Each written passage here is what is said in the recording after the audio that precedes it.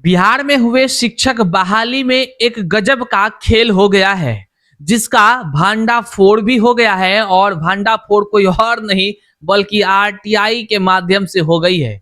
इसकी खबर अखबारों में आई है बहाली घोटाले के नाम पर। आज के इस वीडियो में हम आपको बताएंगे कि जहां पर रिक्ति नहीं भी था, वहां पर जो है कि लोगों की ज्वाइनिंग करा दी गई, वर्षों से वेतन भी उसको मिल रहा है। इस तरह के कई सारी चीजें निकलकर सामने आई। एक बड़ा प्रश्न चिन्ह खड़ा करता है कि बिहार में शिक्षक बहाली के नाम पर, उसके अंदर जो शिक्षकों की ज्वाइनिंग है, ज्वाइनिंग के नाम पर किस तरह का जो है कि खेला अधिकारियों की मिली भगत से हो रही है। ये तमाम चीजें हम यूं नहीं बोल रहे हैं, बल्कि जो अखबार में लिखी गई बातें हैं, हम उसी को बयां कर रहे हैं। आज के इस वीडियो में हम आपको तमाम चीजों को बताने भी जा रहे हैं। क्या कुछ खुलासे हुए हैं, क्या कुछ जो है कि सवाल उठाए जा रहे हैं, या कह लीजिए कि विभाग पर किस तरह का आरोप लग रहा है, यह भी आज के इस वीडियो में आप देख सकेंगे। तो करते हैं शुरू। से पहले नमस्कार स्वीकार कीजिए, मैं हूं हरे कृष्ण प्रकाश और आप देख रहे हैं साहित्य आजकल। साहित्य आजकल पर नए हैं, सब्सक्राइब नहीं किए तो नीचे सब्सक्राइब का बटन है, सब्सक्राइब कर लीजिए और अपने तमाम साथियों तक एक बार जरूर शेयर कर दीजिए। आइए करते हैं मुद्दे की बात। देखिए, बिहार के गया जी से एक बड़ा कह लीजिए कि शिक्षा विभाग का खेला पकड़ में आया है। और यह पकड़ में ऐसे नहीं आया है, बल्कि आरटीआई के जवाब ने ही पोल ही खोल कर रख दिया है। भाई, कैसे हुई नियुक्ति, यह बड़ा सवाल है और इसको लेकर के कोलाहल का विषय बना हुआ है। विभाग एकदम मौन है, सवाल कई खड़े हो रहे हैं। अब देखने का विषय है क्या कुछ पहले खबर आई है, उसको आप देख लीजिए। देखिए, हेडलाइन है शिक्षा विभाग की पारदर्शिता के दावों का आरटीआई से खुलासा। 2023 में बने इंटर स्कूल के लिए शिक्षक 8 साल पहले ही बहाल कर दिए गए। हैरान हो गए। 2023 में जो विद्यालय, मान लीजिए कि इंटर स्कूल बना, उसमें जो है पहले ही शिक्षक 8 साल पहले शिक्षक बहाल हो गए। अभी आपको अटपटा लग रहा होगा ना, मामला को समझिए, आरटीआई को दिखाएंगे, फिर क्या कुछ है वो भी बताएंगे आपको साथियों। अब देख लीजिए, शिक्षा विभाग एक और शिक्षक नियुक्ति और पदस्थापना प्रक्रिया में पूर्ण पारदर्शिता का दावा करता है, लेकिन दूसरी ओर सूचना के अधिकार के तहत सामने आई जानकारी ने विभाग की कार्यप्रणाली पर गंभीर सवाल उत्पन्न कर दिए हैं।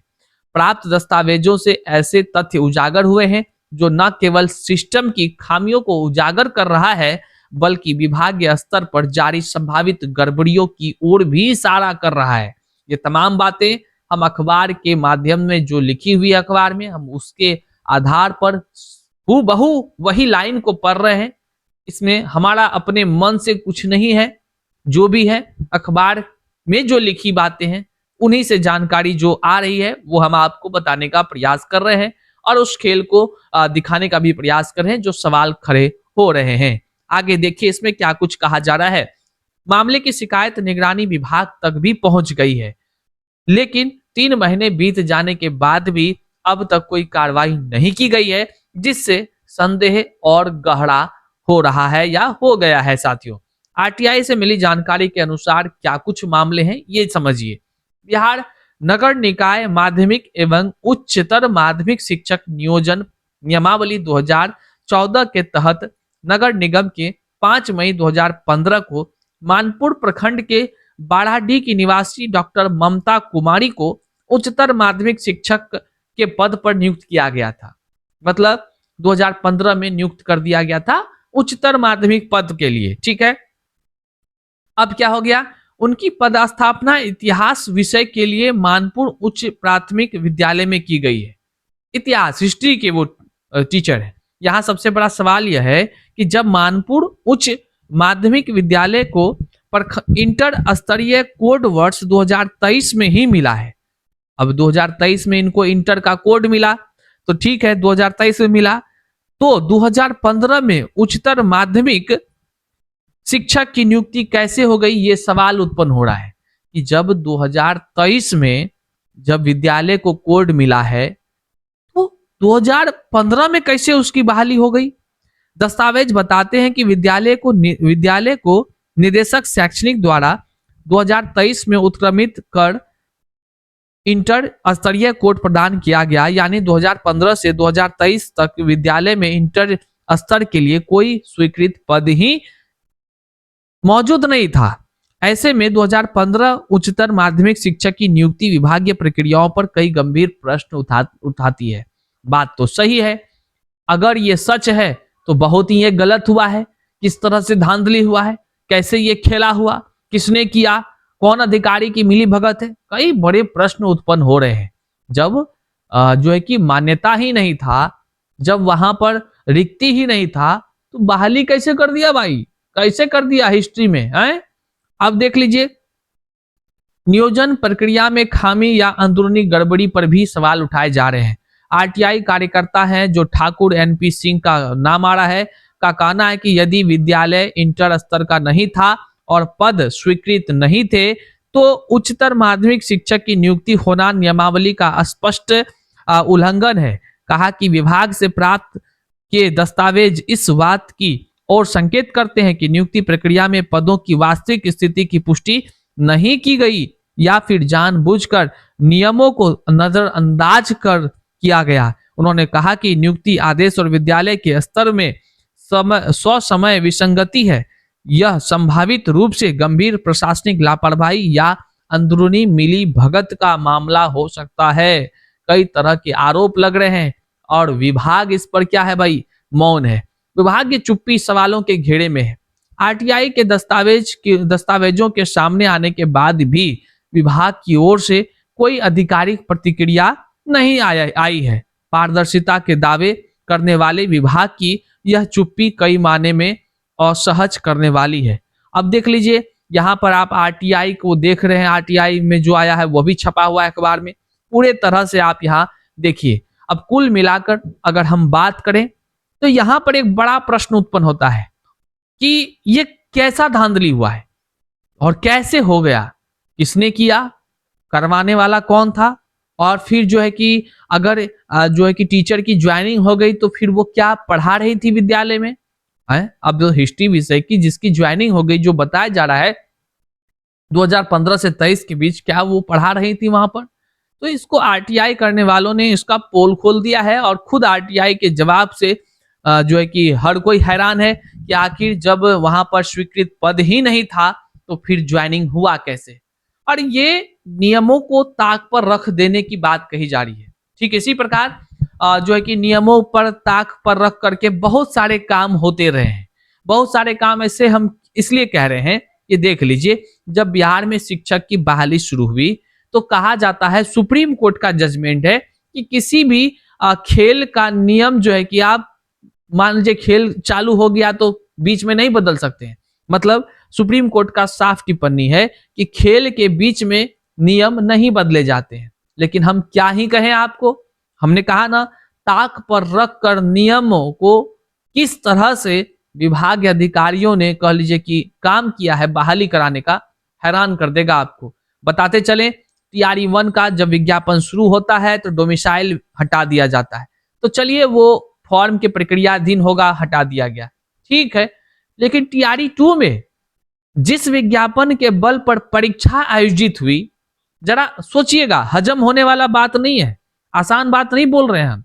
और ये हम नहीं, हजारों लाखों अभ्यर्थी हैं जो बयान नहीं कर पाते हैं, वो चुप रहते हैं, दर्द से कराह रहे होते हैं, बोलते हैं भैया कुछ कीजिए। लेकिन जरा सोचिए, सरकार ना कुछ करेगी, हम तो कुछ नहीं कर सकते, सरकार कुछ करेगी। हाँ, जो कर सकते हैं आप तक जानकारी जरूर पहुंचा सकते हैं। ये देखिए क्या हमारे साथ हुआ है। टीआरई 2 में क्या हुआ, कैसे ताक पर नियम को रखा। परीक्षा जिस विज्ञापन के अकॉर्डिंग हुआ, एक तो परीक्षा के समय 1-1.5 घंटा पहले पता चला सेंटर पे खड़ा है, एडमिट कार्ड लेकर अब अंदर जाएंगे और पता चलता है ट्रेन डिले हो गया, इसलिए परीक्षा ही चेंज, टाइम बदल गया। भला ऐसा होता है कहीं क्या? ट्रेन डिले से परीक्षा चेंज, सेंटर का एग्जाम टाइम चेंज हो गया। खैर वो भी कोई बात नहीं, परीक्षा हो गई, लोग रिजल्ट का इंतजार कर रहे हैं। उसमें था कि फर्स्ट पेपर और सेकंड पेपर। फर्स्ट पेपर आहर्ता वाली थी, जिसको कि पास करना बहुत जरूरी था। 30 अंक की परीक्षा था, उसमें से 9 अंक मात्र लाने थे। अगर भैया आपको 9 अंक नहीं आया तो आप फेल हो जाएंगे, आगे आपका सेकंड पेपर चेक नहीं होगा, आप मेरिट से बाहर हो जाएंगे, आप इसके लिए अयोग्य हो जाएंगे। लेकिन आप हद तो देख लीजिए, सुप्रीम कोर्ट के फैसले ऑर्डर को भी नजरअंदाज कर दिया विभाग ने। और विभाग इसलिए कर रहे हैं क्योंकि परीक्षा बीपीएससी ले रही थी, शिक्षा विभाग का वो विज्ञापन था, तो सब मिला भगत होगा, सभी का मिली भगत तभी ये हुआ होगा। क्या हुआ कि जब रिजल्ट बनने लगा, उस समय रिजल्ट से 2-3 दिन 5 दिन पहले जो है कि आकर के चेयरमैन कहते हैं कि जो हम आहर्ता जो पास करना जरूरी था, अब हम उसको शून्य कर देते हैं। तो भाई काहे कर देते हैं, क्यों कर देते हैं? भाषा की आहर्ता को ही शून्य कर दिया। हद तो तब हो गई जब शिक्षक को चयन किया गया, वैसे शिक्षक बन गए, वैसे लोग जो भाषा में फेल थे, हिंदी और अंग्रेजी में फेल थे, लेकिन वो बिहार में शिक्षक बन बैठे, वैसे लोग शिक्षक बन गए। आरटीआई से जब मांगा गया तो आरटीआई ने सैकड़ों लोगों की जानकारी दी जो भाषा आहर्ता में फेल होने के बाद भी शिक्षक बन गए। अब आप ही बताइए ये कहां तक न्याय हुई? सुप्रीम कोर्ट के जजमेंट को भी, सुप्रीम कोर्ट के ऑर्डर को भी लोगों ने ताक पर रखकर बहाली करा दी है। और उसके खिलाफ सैकड़ों की संख्या में अभ्यर्थी आज भी पटना हाई कोर्ट में केस लड़ रहे हैं और आगे देखना होगा वो क्या कुछ होता है। लेकिन ताक पर नियमों वाला जो शब्द आया सामने, वह उन यादों को फिर से पुनरावृत्ति कर दिया मानस पटल पर। बड़ा दुख होता है, बड़ा दुख होता है। अब आप इस तरह के बहाली को क्या समझकर क्या सोचते हैं, कैसी ये बहाली है? आप हमें कमेंट में जरूर बताइएगा। जो भी आपका विचार है जरूर बताइए कि क्या ये बहाली फर्जीवाड़ा हुआ, इसमें क्या ये इसमें धांधली हुआ, क्या बहाली में घोटाला हो गया, क्या कुछ हुआ, किसकी मिली भगत हो सकती है, या फिर जो है कि कोई गड़बड़ी हुआ है इसमें आंकड़े में, कि आरटीआई से कोई गड़बड़ी हो गया, कि शिक्षा विभाग से गड़बड़ी हो गया। कमेंट में जो विचार है वो जरूर हमें दीजिएगा। चैनल पर नए हैं तो सब्सक्राइब कीजिएगा और अपने साथियों तक एक बार जरूर शेयर कर दीजिएगा। मिलते हैं अगले वीडियो में, तब तक के लिए जय हिंद।